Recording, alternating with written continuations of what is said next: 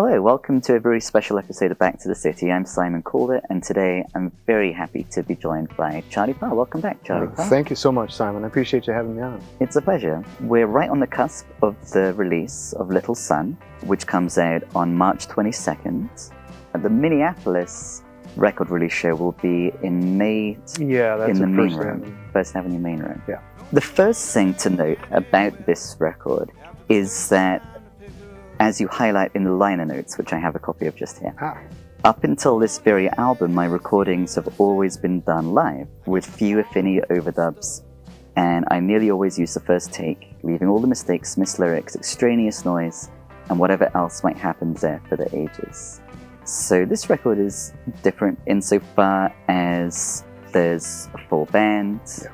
Could you expand a little bit on the timing of that decision, and why it now felt like the right time to do things in this different way for this one? Yeah, I've wanted to do this for a while. And the record before this, which was called The Last of the Better Days Ahead, that was going to be the record that I tried this for the first time. And I had connected with Tucker Martine, who's a brilliant producer, and I'm a fan of his. I have been for a while. He produced Bill Frisell's records, among a lot of others. And I sent him those songs, and he liked them, and we talked about how we would do it. And the reality of pandemic world, and just kind of made it really, really difficult. So it was challenging. And then the songs that I had for that record, for that last record, weren't cooperating with me as far as like wanting to be band songs. They didn't. They wanted to be solo songs. And these songs for this record, it seems, didn't want to be solo songs? Yeah. Is that fair to say? Also in the liner notes. It's weird to talk about things like that this way, but in my experience and the way I do this, you can feel the things that you create are pushing and pulling in certain ways. So the last record, it was a solo record. It was supposed to be a solo record. So, I gave up trying to coerce my creation and doing something I didn't want to do. This record, these songs very much felt like they could be, coaxed in different directions. And Tucker liked these songs, and travel was easier again, and I really wanted to go somewhere and kind of exist there for a while and get out of my kind of habitat. And I rented an apartment in Portland near the studio, where I could just leave the van behind and walk to the studio. Through the worst snowstorm that Portland had seen in decades. Portland experienced the worst snowstorm they'd had since the Second World War. Which I had a nice time. Folks in Portland were panicked a little bit. I mean, they left their cars on the interstate and walked home. They seemed to be okay. I mean, they hardy folk. But we were in the studio all day. It just snowed and snowed and snowed, and we recorded the basic tracks for the record in a live way. But then we just kind of keep going over them, re-recording them, listening to another version, listening to another way to do it, which I hadn't ever had the luxury of doing, And so having a bunch of options available and a very, very experienced and skilled producer that's used to working this way, I felt really comfortable. I felt really relaxed. I felt like I was among friends. The musicians that are on the record became friends. I'm fans of them, and they took good care of the songs that I had. It felt really like a supportive environment. The electric guitar is Marissa Anderson. Yeah. Could you expand a little bit on working with Marissa, expanding on what you were just saying about there being choice points where you could let the song go this way, or perhaps in response to what Marissa or someone else is doing with the song, you realize, we could let it evolve in this way? Yeah, there's a lot of those moments for everybody, I think, and especially for me, listening back to certain things. I'd made decisions about songs that suddenly didn't seem like the right decision, and I would, just explore with everybody what we could do that would change stuff. I've been a fan of Marissa Anderson for I don't know how long, since her first record came out, since her first solo record came out. I was there. I have one of the original vinyl copies of that first record. And when was that? I don't even know. It was a long time ago. Something, yeah. It's called The Golden Hour, and it's brilliant. Everything she's done, I think, is brilliant. I'm a huge fan. Did you invite her? I did. One of the reasons that Portland was really attracted to me is because Marisa Anderson lives there. And she was, we'd gotten to know each other. We had done shows before, and she was willing to come and play. And the ideas and the sounds that she brought to the record changed everything. It brought a dimension to the songs that we wouldn't have been able to get without her. There's a lot there that she brought, and a lot of ideas that she brought in. And just watching her play it and watching her kind of approach music and her ideas about stuff is very inspiring to me.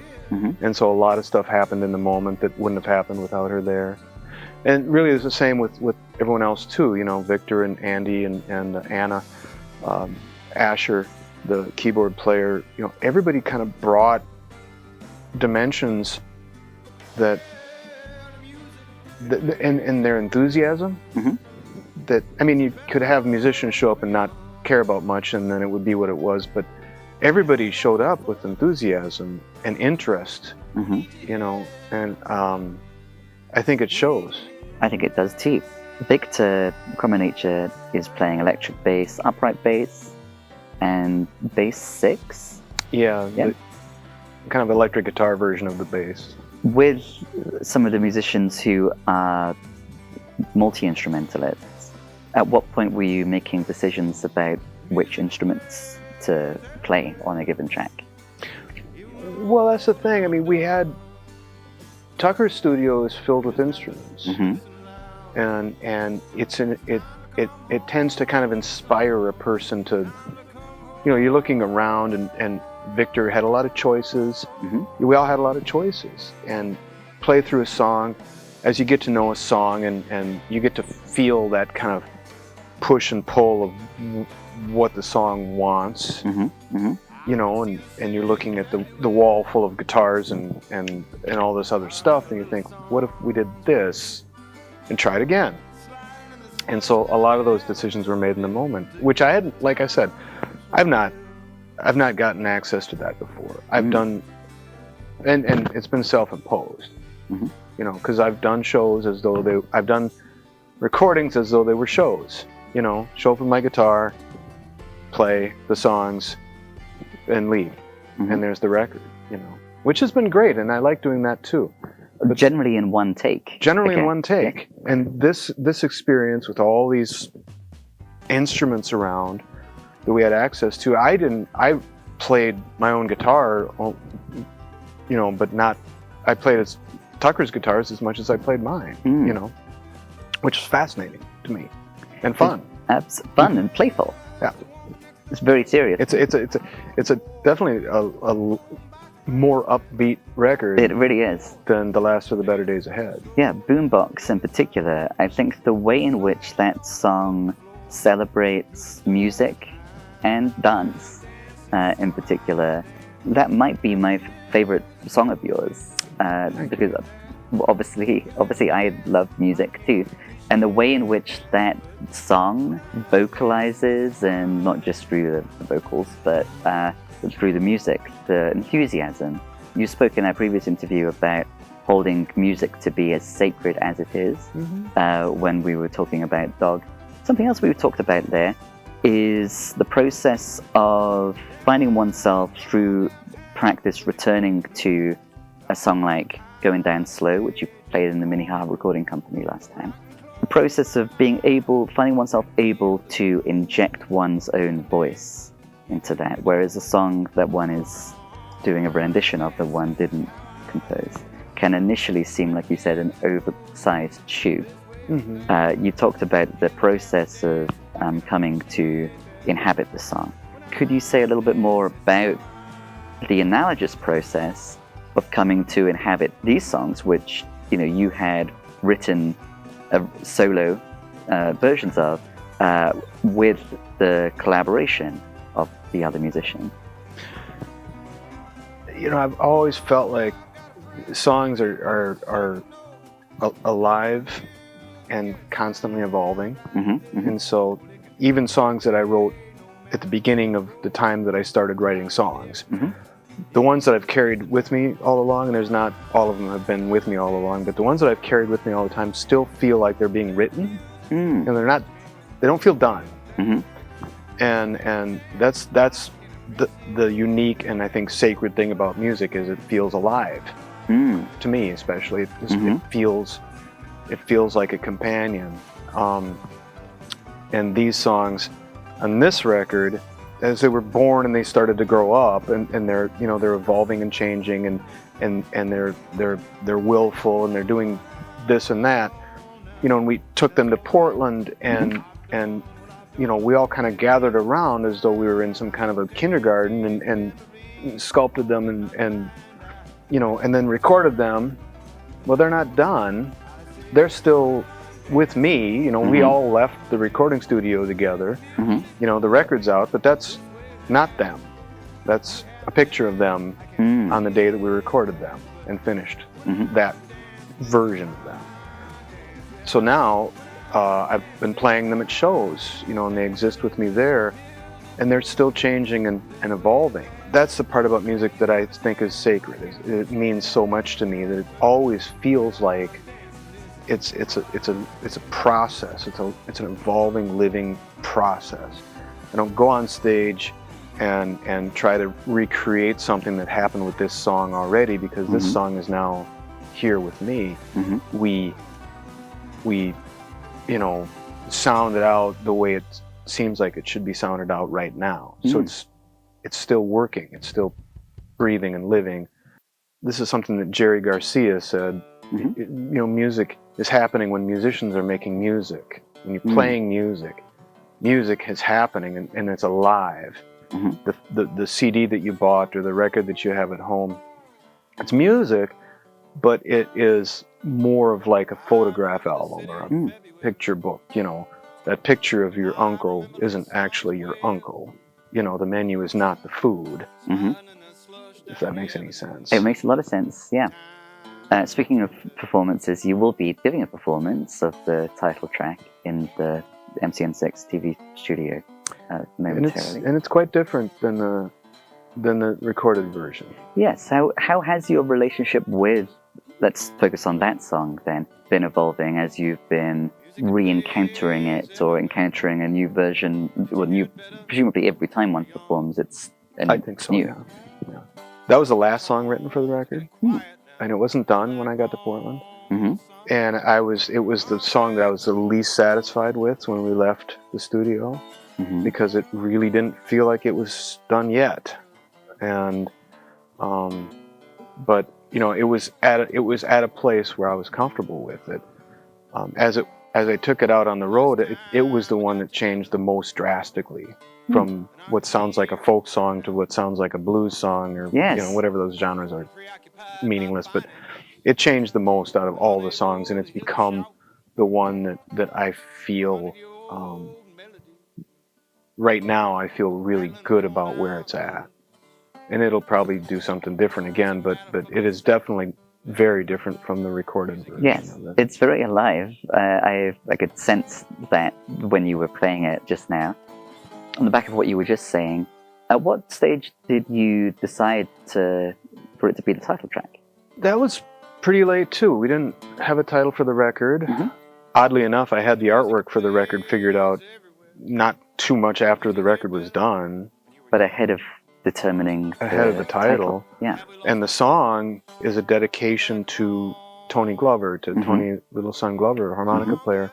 And I knew that I wanted to put some kind of dedication in the record, but then it seemed like a good title. It out of all the names for the record that I had been thinking about, that felt like the name of the record. Yes. Well, it is a good title. It felt like it is. And the cover image is actually based off. It was a photograph that I took on my phone of my daughter trying to navigate one of the steepest streets in Duluth after a snowstorm. And I liked the photograph so much, I sent it to my friend Billy Dankert, who's a musician and an artist, a very good one. And he agreed to, you know, use it as an inspiration for the painting that's on the cover. So we had the painting and the cover were done 3 months after the record was recorded. What was it about this photograph of your daughter that struck you as fitting for the music? Well, now looking at it, I can't imagine anything else on the cover, you know, and as soon as I took the photograph, I don't, you know, I'm not a big phone guy. I don't have a lot of photographs on my phone. I just, you know, we were leaving her mother's house and my van couldn't get up the street because it's steep and it snowed a lot. And so I had parked 3 blocks down where I could actually, you know, navigate. And we were walking down, and no one had shoveled yet, so we were walking down the wheel ruts, you know. And I was half a block ahead of her, and I turned around to see if she was okay, and you know, she was navigating her way down, and it's just, I don't know, it was just this, I wanted to take a picture of it, you know, that there was this snow, it was just Duluth. It felt very Duluth to me, you know, looking up the hill and these old buildings and all this snow, and my wonderful daughter navigating her way down the street, you know.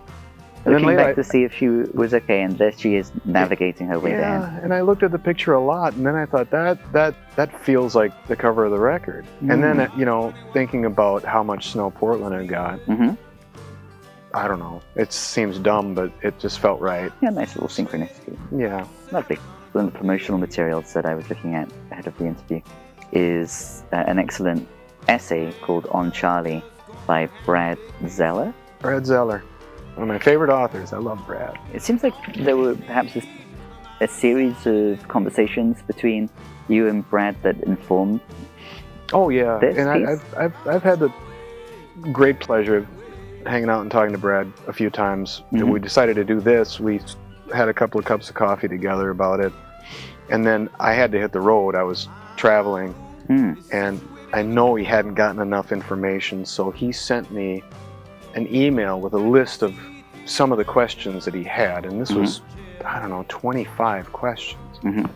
And some of them were, you know, because we grew up in the same town.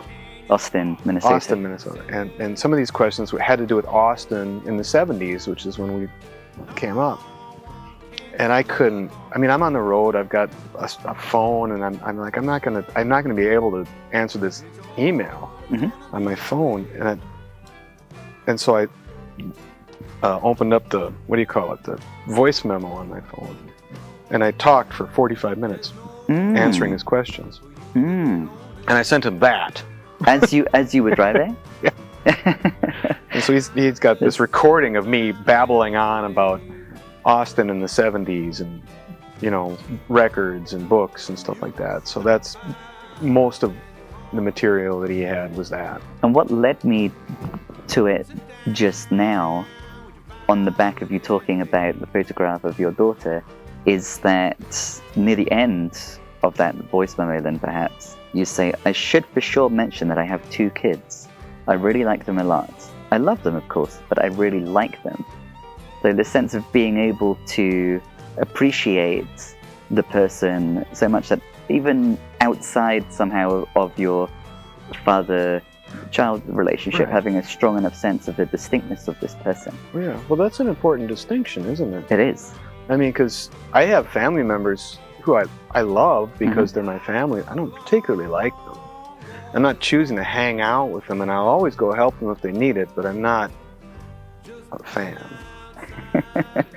And that's not a value judgment, it's just our connection isn't strong. You know, love, you know, has a way of, like, you know, being able to leap over those kinds of divides. Like doesn't. Yes, absolutely. You know, like isn't, like you have a different set of muscles you're using when you like someone. And I genuinely like my kids. I have always been fans of these people, and it, you know, I sit back and think, you know, about how grateful I am and lucky, you know, to get to be involved in their lives. You because being a traveling musician for all their whole lives, they've never known a father who, I'm, going to the mine and I'll see you at 5. It's always been, I'm, going to New York, I'll see you in a month, and so they have had more of an absentee father than even I had. My dad worked in a packing house where he worked for 10 to 12 hours a day and then came home and he was tired, and that was, I know that was hard for both of us, because I liked my dad too. They've managed to navigate their way through childhood and adolescence and then young adulthood, with minimal involvement from dad. Which actually makes the image of looking back and witnessing her navigating a little more powerful. It's kind of poignant to me as a parent. I know that all parents just would rather spend all their time, nurturing children and raising them, but you can't. That's not possible. And the way that our world is set up, it's really not possible. Absolutely. And so you have to have, you have to have a certain amount of faith that your child is going to go off to preschool, kindergarten, 7th grade, college, whatever, and you're not there, and you shouldn't be there. My parents weren't, and I'm still a latchkey child. So you just have to trust that whatever you did manage to, put in their heads is going to help them somehow. And then my strategy has always been just to, try to be available and fully present when I am there. Yes. Like when they were kids and I'd come home from tour, the tour's over, my time is 100% for them now. When we were talking, as we were setting up, then you were talking about the touring that you'll do in this country and elsewhere. For little son, you were emphasizing, then I'll be at home for a week, and then I'll go here. Right. And then I'll be at home for a week. And I'm imagining the meaningfulness of that week in each instance, and the time with present, and you have to take care of yourself. Well, I have to take care of myself when I'm traveling, so that when I am home, that I can be present. Which means not being exhausted and not being resentful or upset, or bad shows aren't the fault of the people in your house. You can't carry that home with you. You have to learn how to process stuff as it's happening to you, so you don't have it later. It's been composted. This reminds me of our conversation about dog, and there, because I know that you have studied philosophy, you have an MA in No, I barely got a BA, and I don't remember much of anything. Yeah, Wittgenstein, like Wittgenstein. But we were talking about the enjoyment of performing and writing music in relation to enjoyment of philosophizing. And you spoke about philosophizing having taught you to slow down and understand, to revel in your limitations, comfortableness with perceiving oneself as always a work in progress, and your sense of patience that I think you were just talking of then. So it is the easiest thing in the world to be agitated by, for example, a bad performance or something that happens at work. Sure. And then being not really aware of that, to bring that into one's house and to have that infiltrate. Yeah. And so this patience that you're talking about, and this capacity to witness oneself, leads to a capacity to kind of shift what one's default mode is and to be more intentional, particularly about the relationship with those that we like and love so much. Yeah. Since that conversation, I have acquired 3 children along with my girlfriend, who are ages 5, 12, and 17, going on 18 now, and I like all of those kids a lot. And I just discovered yesterday that the 17-year-old, when she was a very young girl, she would be woken up each morning by Jubilee. And apparently Fiona, my girlfriend, was saying, Mara would say, "No, I'm not ready to go to the Jubilee." That's beautiful. Thank you. And it seemed fitting to highlight, given your felt needs to communicate. I have 2 kids. If there was going to be a biography, that would need to be central in it. Yeah, no, it feels like an essential part of my life. And just to, that idea about being, intentional and patient, it's taken me a long time to understand that. And I was in my younger teens and 20s, I hadn't learned that lesson very well, and it feels good to have evolved to the point where I understand, the traffic on the freeway is upsetting, but that has nothing to do with this. Yep. Time is fake. Time doesn't exist. This exists right now. The duration of us sitting here talking exists right now. The future doesn't exist, and the past really doesn't exist. It's just a memory that I have of the thing that happened to me, but it has nothing to do with what's happening now, other than the fact that I process and compost things and put them where they're supposed to go to further my development. Absolutely. But not to punish other people for things that I feel are wrong, This all sounds very Spinozian. Before we put philosophy to the side, Spinoza's perhaps my favorite probably philosopher. retain something. Yes. What Spinoza is all about, freedom from the passive affects. We'll put Spinoza and philosophy completely to the side in a moment. But yeah, that's a deep well. Spinoza is a really, really difficult philosopher to get. But in my experience, once I got to the point of realizing, of having some kind of connection with the material, I thought this is extremely relevant to my life and to human life, because it's essentially a set of coherent ideas about how to habituate oneself to living in such a way where one doesn't end up unconsciously carrying that annoyance about the traffic to one's kids. And that skill is a very good skill that, since I've become conscious in the same kind of way, patience, this is something I've cultivated more through reading philosophy, and then put the philosophy aside and just keep on cultivating the patience. That's the step. Yeah. That's the essential step. Understanding Spinoza and Schopenhauer, would be in that same camp as Spinoza with those ideas. In Schopenhauer's own life, I don't think he was able to take that step of living what he was talking about. Absolutely. Yeah.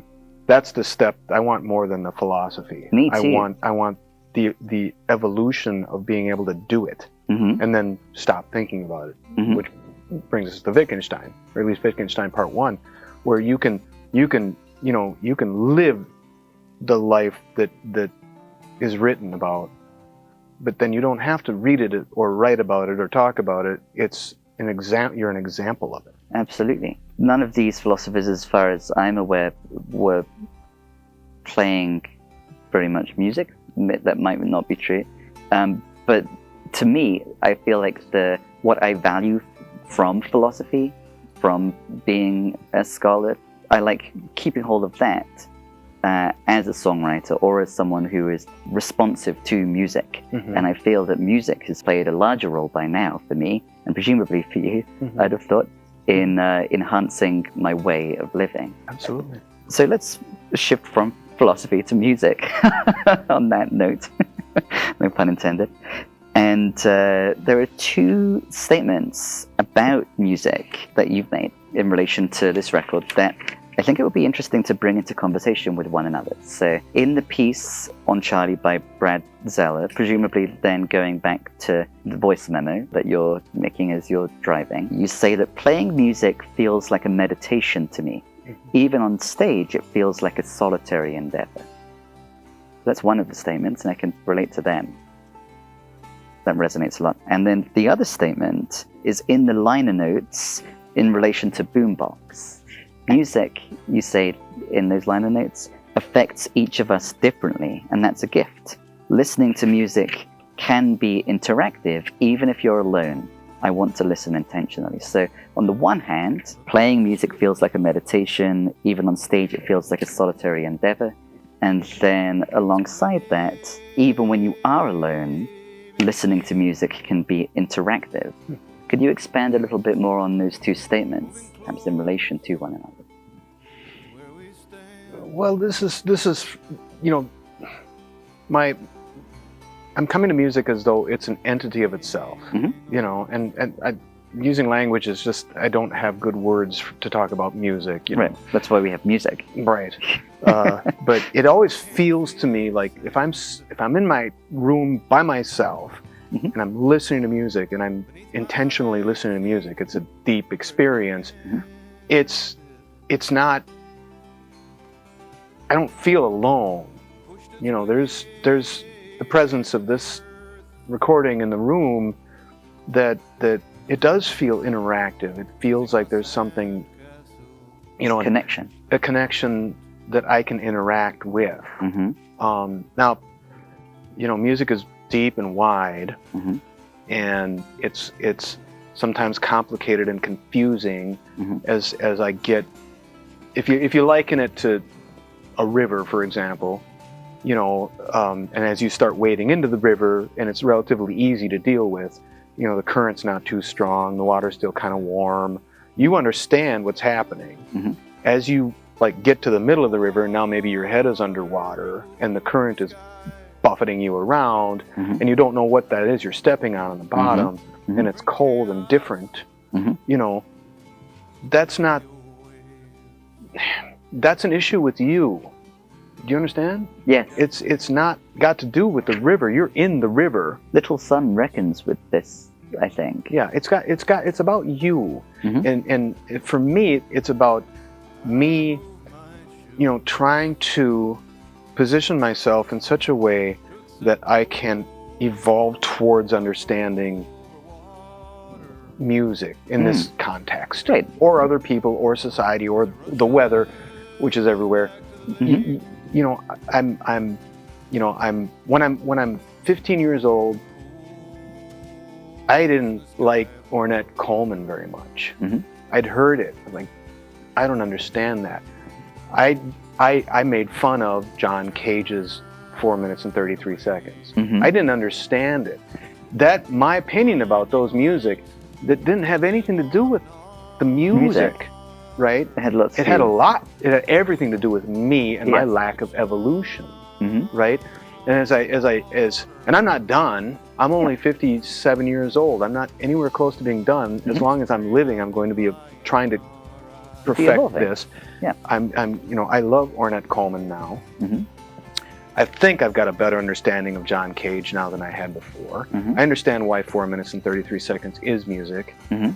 I want to develop a relationship with music, even with music that I'm involved with, my record, that allows me to feel like I'm active and awake and participating, even just in that level. Absolutely. And I do feel that the song Little Sun explores this territory that you've just been talking about. The last time we got together and our ears were wearing out and preoccupied by finance and unable to hear the shout of a 100-year-old melody, the rattling of worn-out reeds, it's a matter of perception, the music we choose to hear, the music it plays everywhere. Was it better when we were young, or have we lost our focus? We need you here, Little Sun. Well, it's a journey. It's a progress. And if you're going to climb Pikes Peak, you have to keep doing it. You can't go there. You haven't done it yet. You can't climb up a little ways and it gets hard and you stop. You can't go to someone and say, hey, I climbed Pikes Peak, because you didn't do it. To understand it, you have to keep going, and you're not going to get done. It's not, I'm going to do this, now I'm done. that's not how this works. You know, you're doing it as long as you're breathing and listening. And it's never over. It's never over. It's always a process that happens if you're intentional about it all the time. And I have friends and I love them and they're great, but they're not, music doesn't resonate with them in the same way as it does for other people sometimes, and they've kind of like left it behind. Like I listened to it when it was on the radio and I was 15, and we were rocking out to Boston and it was great. And then I left it behind, and now I'm paying attention to this, and that's fine. That's your progress. Mine is that I want to always be paying attention to music, because it is important to me. And I'm not trying to say that it is the most important thing ever, because it's not. Because there's a lot of stuff. We're surrounded by stuff, and weather and air and things. You know, the thing that you choose to put your attention towards is the thing that, as long as you're putting your attention towards it, you can evolve along with it, whether it's literature, you know, art, poetry, theater, you know, finance, you know, philosophy, whatever it is. You know, it will go through your entire life with you until, you know, you disintegrate and start to deteriorate, and now you can't reach that far anymore, and then you'll go away. But the thing that you were intentional about won't. So you're not going to get done. You're not going to climb Pikes Peak, because there's no Pikes Peak. There's only path. And there's always scope for connection. I think this is something that's been beneath the conversation too. There's always scope for connection. We choose for it to be through music often, but of course also there are songs that honor connection with nature, like Barehead Lake on this record, and Pale Fire as well. Something that I really love about Little Sun is that I feel when I'm listening to it, I'm almost like overhearing this intimate connection between you and Tony Glover. It's a conversation just between the two of you about music, and parts of it make sense to me and resonate. And yet the specificity of it being Tony that you're communing with there, I think is a really important part of the song. I like that. Thank you for saying that. That means a lot to me. I mean, Tony's a person that I wish that I could have had that conversation with him before he went on.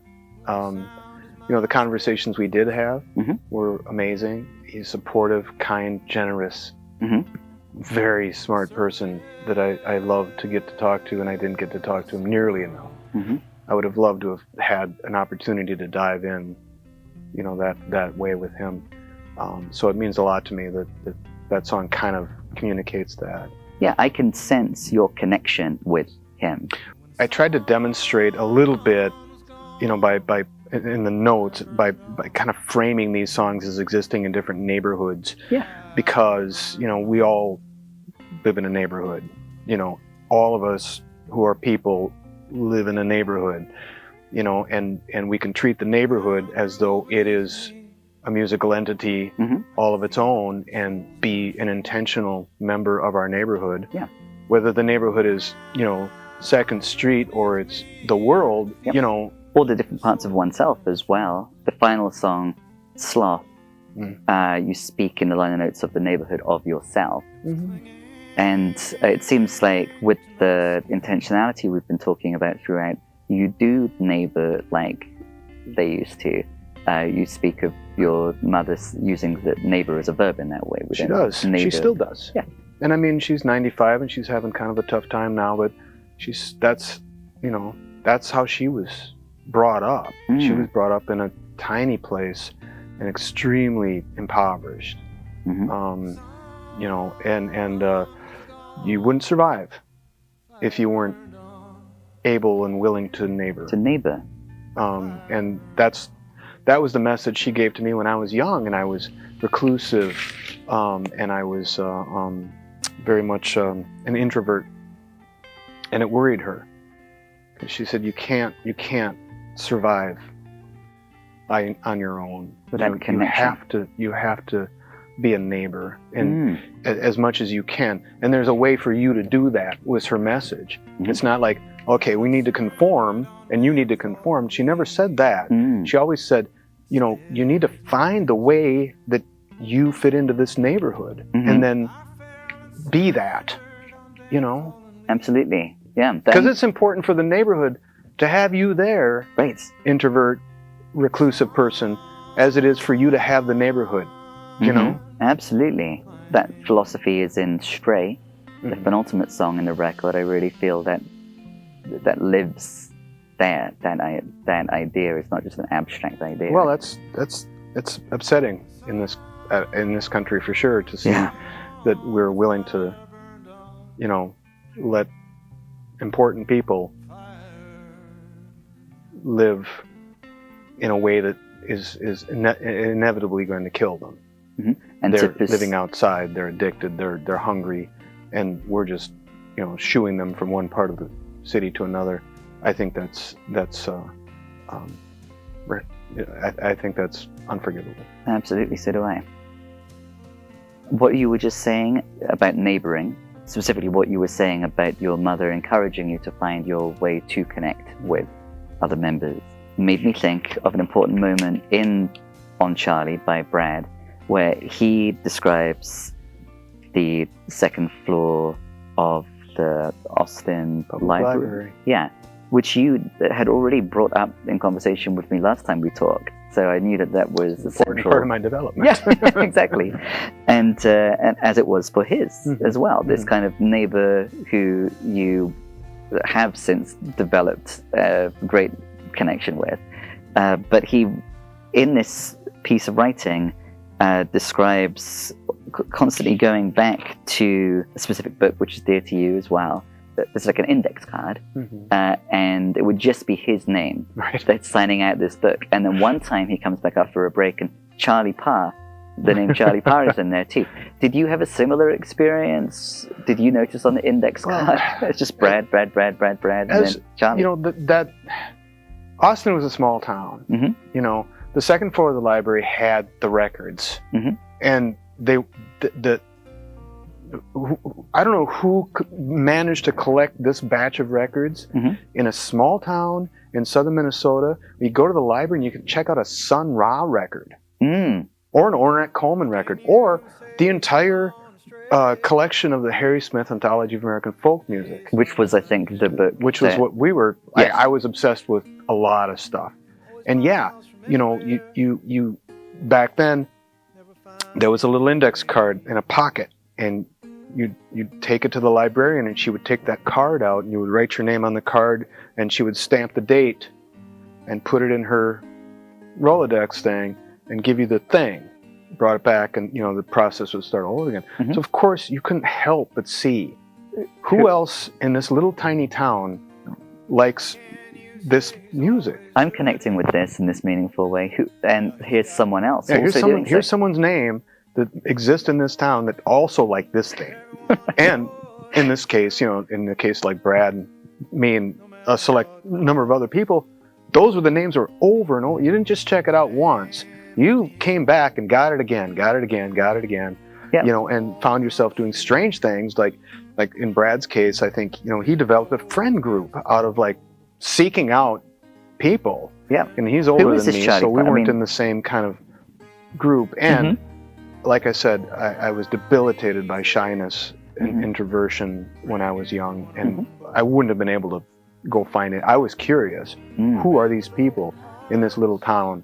Well, you have to be pretty interested in something to get on your little 20-inch Schwinn bike, you know, pedal the 3 miles into town to get to the library, you know, go up there, find what you need, and then get it back home on your bicycle. To sustain that commitment. And you know, and that's something else. You see those other names, these people must have been that interested too, because here's someone's name who's on here like 10 times, and I'm on here, you know, a bunch of times, you know, and then who's next? Who's coming up? Who's little now? Who's coming up after me? Who's going to come here and find this thing? You know, yeah. So that's, you know, and I didn't meet Brad then. I didn't meet Brad until I left Austin, you know, and it's interesting to me that even though I didn't know him, we formed a little neighborhood, you know, and we were doing neighborly things. I returned those records to the library. Right, so that Brad could, or all the other Brads and Charlies could. Yeah, I took care of them when they were in my possession. I brought them back on time. Brad would come and take it, you know.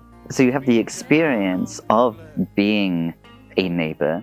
It's the experience of that then makes it, even if there are impediments, that makes it possible to the neighbor.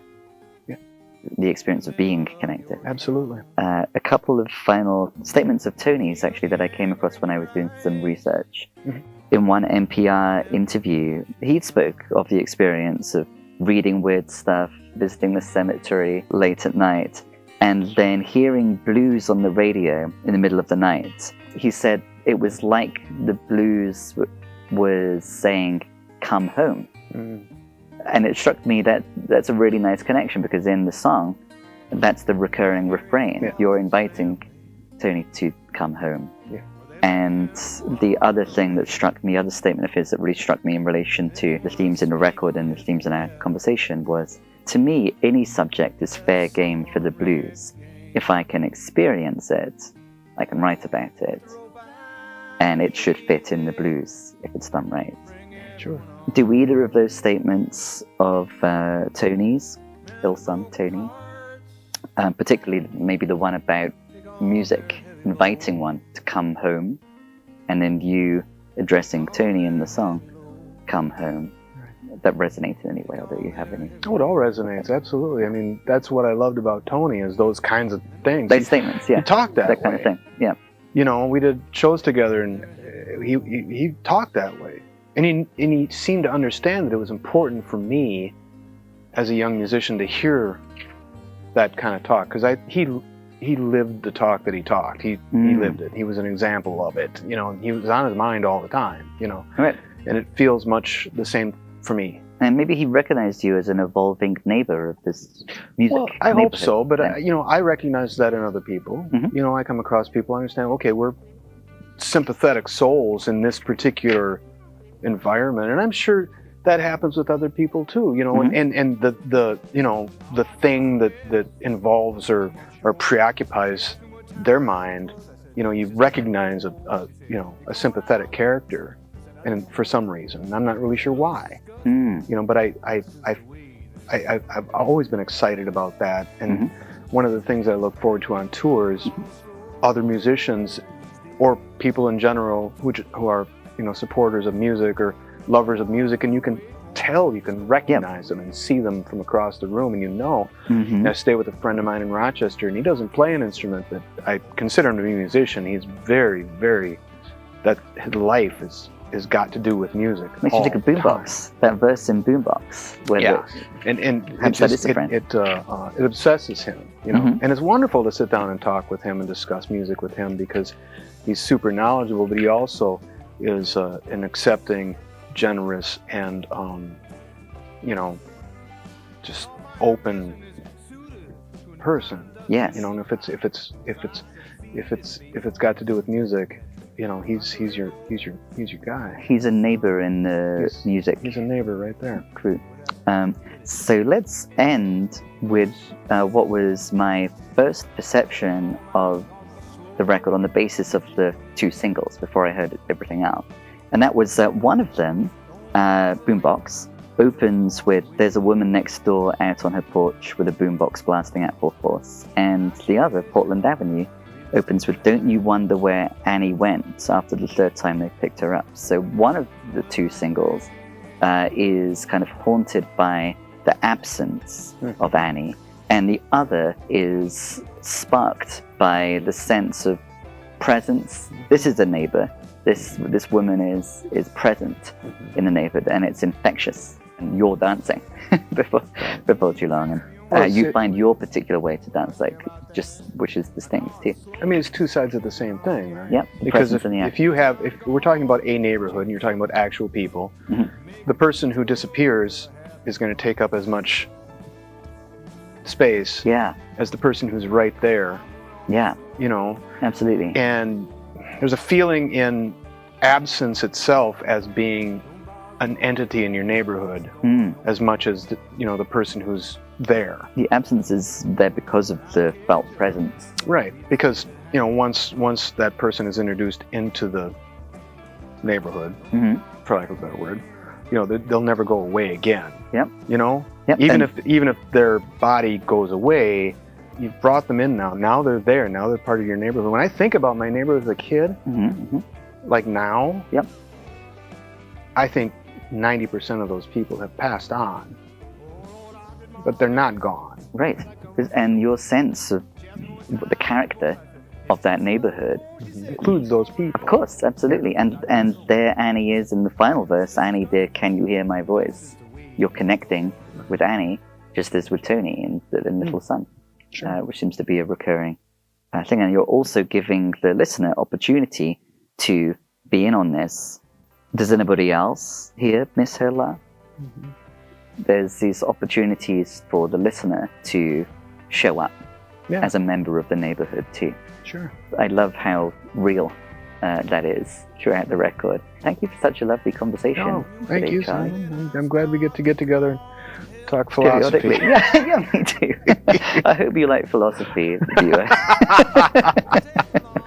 Or not. I don't know. It doesn't matter. But obviously you do like music, viewer. So, and the next chance to see Charlie performing music live, or the big opportunity to see Charlie performing music live in Minneapolis is May 2nd, in the First Avenue main room. In the meantime, Saturday, I think it's a Saturday. Yeah. I'm actually going to have a group of local folks to kind of recreate the band vibe. Ooh. Plus, Marisa Anderson is coming from Portland, and she's going to do a solo set of some of her new compositions, and then she's going to join the band, so I'm looking forward to it. Absolutely. What a special occasion. Wow. Okay, well, I'll try and make sure I can be there to get some time off on my job. Thank you very much, Charlie. Let's close with your performance of Little Sun, which has been at the center of our conversation today. Thank you so much for performing that as well in the studio. Pleasure. Thank you, Simon. Thank you. So here's Charlie Parr performing Little Sun live in the MCN6 TV studio. This has been Back to the City. I'm Simon Calder. We'll be back next week at 10 p.m.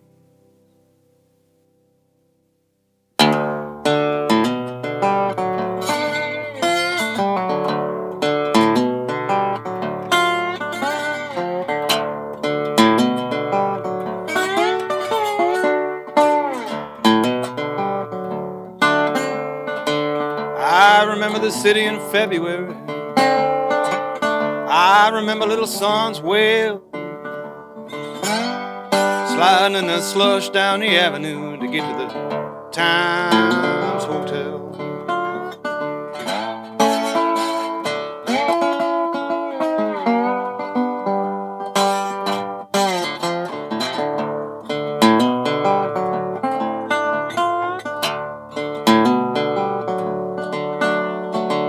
Music, it plays everywhere.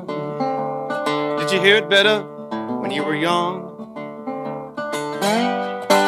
The tones are getting quiet now. Come back home, little son. Come back home.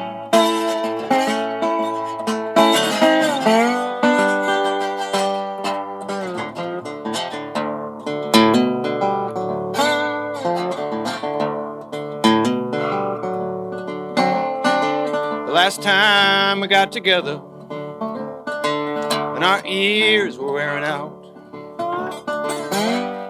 and preoccupied by finance, and unable to hear the shout of a 100-year-old melody, the rattling of worn-out reeds. It's a matter for perception, well, the music you choose to hear.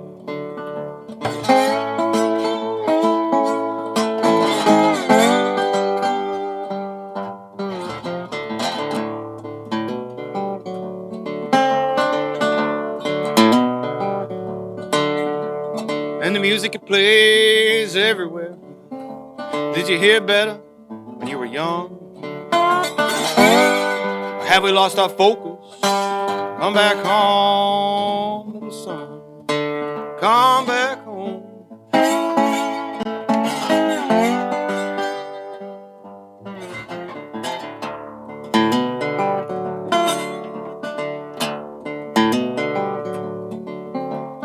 And the music it plays everywhere, even when we're old and undone. Now we just got to listen louder. Come back home, little son.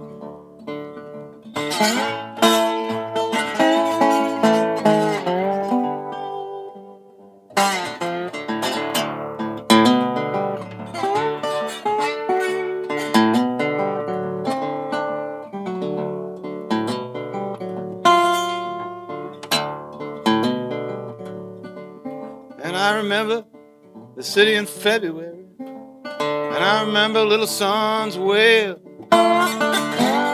sliding in the slush down the avenue to get to the Times Hotel.